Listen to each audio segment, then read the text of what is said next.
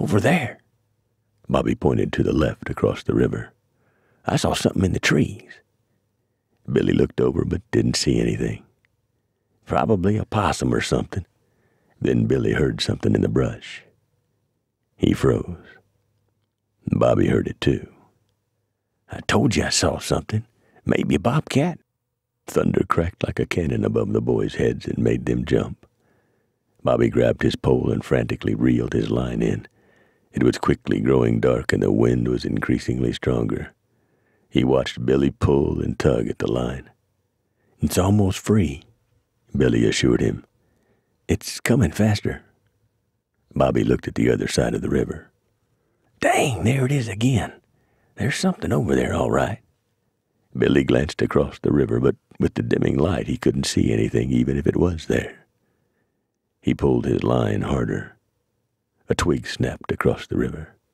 Both boys darted their gazes in that direction, but saw nothing but darkening woods. "Maybe it's him," Bobby teased.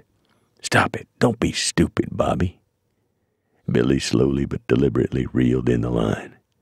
He pointed the tip of his pole toward the water to keep it from snapping with the weight of the mystery catch, and he kept turning the reel.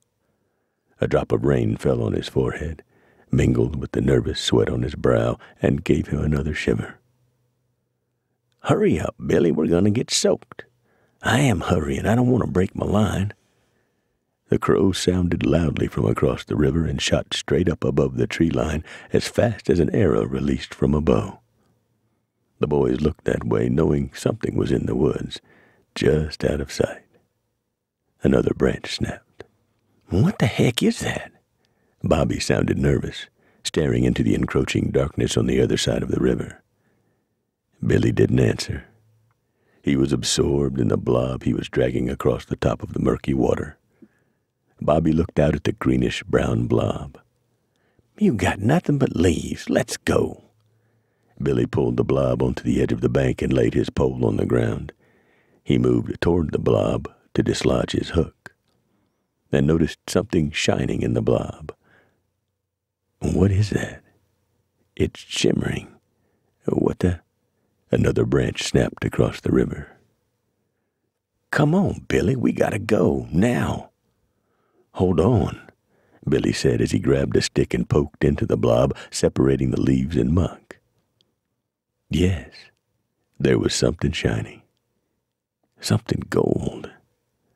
Thunder rumbled. A rustling sound came from across the river, making Bobby look in that direction again. Heavy, fat raindrops splattered on their heads, and dead leaves began to whirl around the banks of the river in the increasing winds. "It's something round." The crow cawed noisily. Another twig snapped. "It's a watch."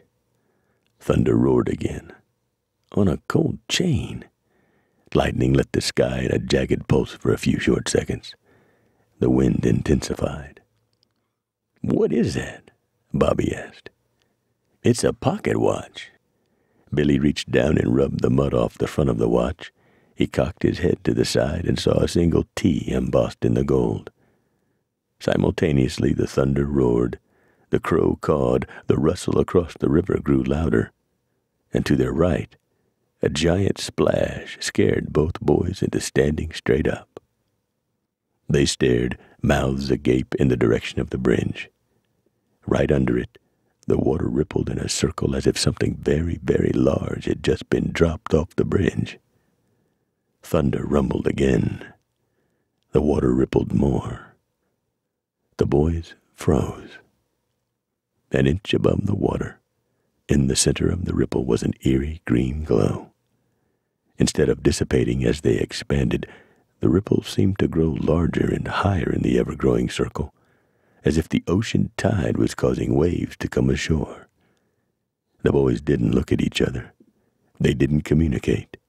They turned at the same time and ran away as fast as their feet would carry them. They didn't grab their fishing poles. They didn't look back. Lightning flashed while raindrops splattered the rocks, turning them from gray to brown. As the storm strengthened, the ripples inched up onto the bank, and little by little, pulled the gold pocket watch back into the murky depths.